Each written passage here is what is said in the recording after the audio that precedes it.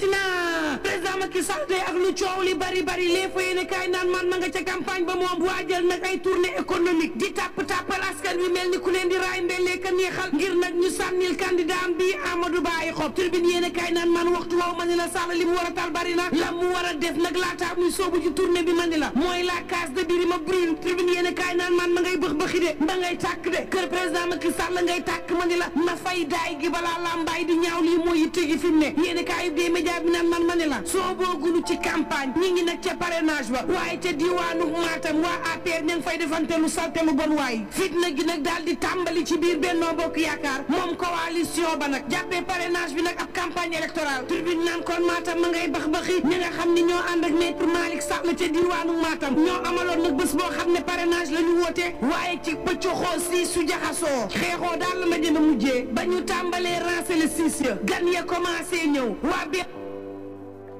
bari dugg ci salle ba am ñoo xam ni dañoo bàyyi ba ñu toog ci centre culturel ba nga xam ni fa la mbir ma amee ñu daal di nag teppit lamp ya daal di fay jël ay gaz asphyxiant daal di koy tëmbal ci biir salle bi saqat geeg toxo noppil gi mel ni tuleeg maale sabotage ka daal di tàmbali coow laak bërbëg ka daal di tàmbali timboo ma nga xam ne mooy porte parole coalition ba foofee ma nga naan leen booloo leen ko mooy daañu yàqule fayallaahu tribune yéene kaay naan kon en tout cas Matam moom jaxasoo na daal fayallaahu Walf Quotidien naan kon ne réew mi jaxasoo moom Benno Bokk Yaakaar benn noonu la am bu muy jàmmaarloo ci élection présidentielle yi moom mooy njëg yoo xam ne daal dinay cher lépp daal di yokku ci réewum Sénégal kii nag fi mu ne moom la Amadou Ba war a xeexal de njëg yu cher yi moom la Amadou Ba wala xattar bi ba biir weex mu tekki suuf su ko deful mañi la pale bee seen la cay am wala it bu président Macky Sall di tàggoo mu ànd ak moom tàggoo fa yàllaahu waaye dugg ca pale ba moom weccoo léegi ak président Macky Sall mënta ne yor yéene kaay naan man Bakary Domingo Mané analyste politique ma nga naan diggante président Macky Sall ak Amadou Ba ñett yi la confiance méfiance ak défiance Sall bu ko wooloo ca wet gaag ma nga am lu muy sóor ngir ëllëg ndax à tout moment lu ne mën naa am diggam ak Amadou Ba waaye tamit kan ci ñoom ñaar moo war a dëkk moroomam en tout cas mbir mi jaxasoo na daal l'enquête quotidien naan man Khalifa Babacar Sall kay kenn gënu koo jaxasoo la ci réew mi moom Khalifa Babacar Sall Yewwi Askan Wi moom ber nañ ko naan koon bul ñu laal bul ñu jege Serigne Moustapha Sy ma nga xam ne moo doon alliéem daal di beddeeku fa yallaaxu sori lool Khalifa Babacar Sall ñi nga xam ne ñooy force de gauche yi mel ni ñoom it ku mës a xam xaar Khalifa Babacar Sall nag ma ne la fi mu ne ngir mu dëgër baatu askan wi war a liggéey dëgg-dëgg moo ne day ñamu àndal ña nga naan am na ñoo xam ne ay der lañu fas nañu yéene fekk si taxawu moom xaaf nag ña nga xam ne recalé nañ leen ca parrainage ba l'enquête quotidien naan man boo moytuwul mën na caa xaar de ndax mën na caa tibb aslëf daal di fegg ca wetam tribune yéene kaay naan man Ousmane Sonko booba ma ngay xaar atte mag Mame Mbaye Niang lan la ci ëttu atte kaay bu kawe bi wax ndax nag dogal bu mu ci jël bu dul ne ko atte boobee jaarul yoon Sonko mën naa yàqule laas yéene kaay naan man en tout cas Ousmane Sonko tey jii ëllëgëm mi ngi ci loxol ëttu atte kaay bi gën a kawe ci diggam ak Mame Mbaye Niang Vox Populi naan ko déet ak kay nan ko rajee ci liste électorale yi ndax moom juge Sabassi Faye gannaaw ba nga xam ne nee na Sonko nañ ko intégré waat acte 2 ba posé na ko moom moo di jébbal notification préfet bu Ziguinchor ne leen atte Ousmane Sonko bi dañu ko defee dañ ko